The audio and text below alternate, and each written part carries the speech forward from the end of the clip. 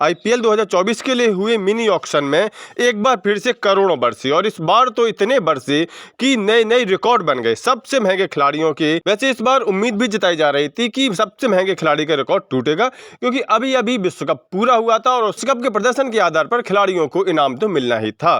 तो आज की वीडियो में हम बात करने वाले हैं आईपीएल के इतिहास के सबसे महंगे 5 खिलाड़ियों के बारे में। आईपीएल इतिहास के 5 सबसे महंगे खिलाड़ियों में 5वें नंबर पर है इंग्लैंड के ऑलराउंडर बेन स्टोक्स, जिनको 2023 में चेन्नई ने 16.5 करोड़ रुपए में खरीदा था। हालांकि अपनी कीमत के हिसाब से प्रदर्शन नहीं कर पाए थे। ऑस्ट्रेलिया के धाकड़ ऑलराउंडर और जोरदार बल्लेबाज कैमरून ग्रीन का इस सूची में है चौथा स्थान, जिनको 17.5 करोड़ रुपए में मुंबई इंडियंस ने 2023 में खरीदा था और ये उस समय की सबसे बड़ी बोली थी।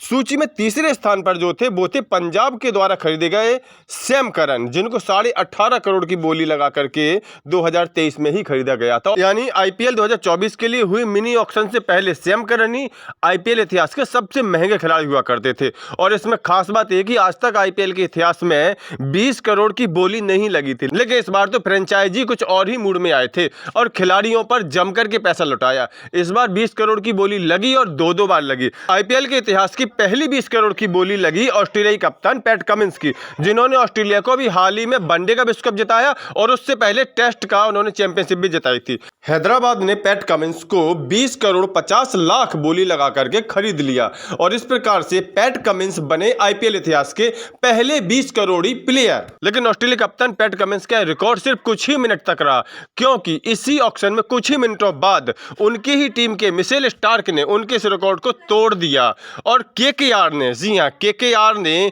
24.75 करोड़ यानी 24 करोड़ 75 लाख रुपए की भारी भरकम बोली लगाकर अपने खेमे में मिला लिया और इस प्रकार से मिशेल स्टार्क हो गए हैं आईपीएल इतिहास के सबसे महंगे खिलाड़ी, जिनको कीमत मिली है 24 करोड़ 75 लाख रुपए। अब ये रिकॉर्ड कब टूटेगा ये तो समय ही बताएगा। लेकिन यहाँ सबसे बड़ा सवाल तो ये है कि 20 करोड़ से ऊपर बिके ये दोनों खिलाड़ी क्या अपनी दम पर किसी भी टीम को आईपीएल जिताने की क्षमता रखते भी हैं या नहीं?